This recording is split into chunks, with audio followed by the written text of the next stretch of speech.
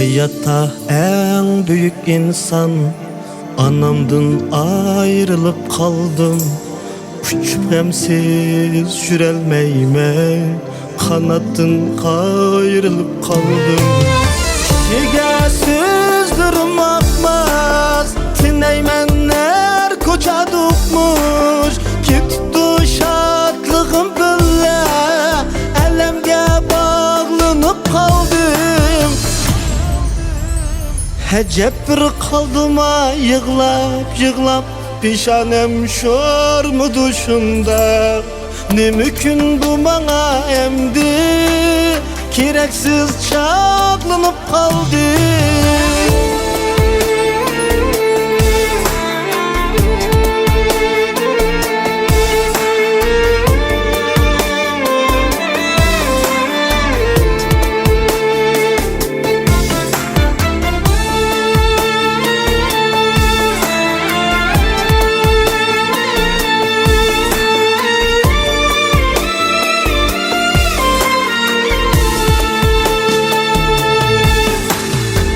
Ketip kalgan çıraklarga begimni jut boran bastı.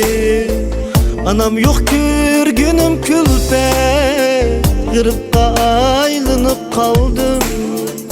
Elem atlık hararetli, kazanda kaynılıp kaldım. Kişiga sözdürüm akmaz, tineymenler koça dokmuş. Kittu şatlığım bile, elemge bağlanıp kaldım. Hecep bir kaldıma yığlap pişanem şor mu duşunda. Ne mümkün bu bana emdi, gereksiz çağlanıp kaldı.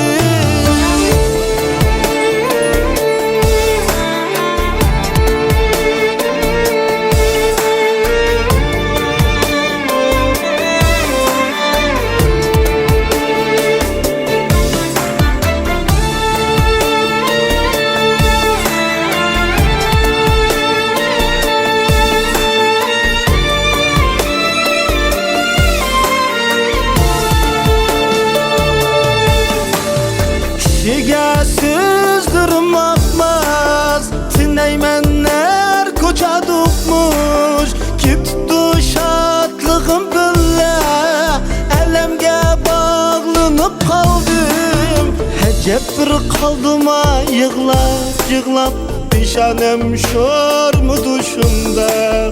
Ne mümkün bu bana emdi, gereksiz çağlanıp kaldı.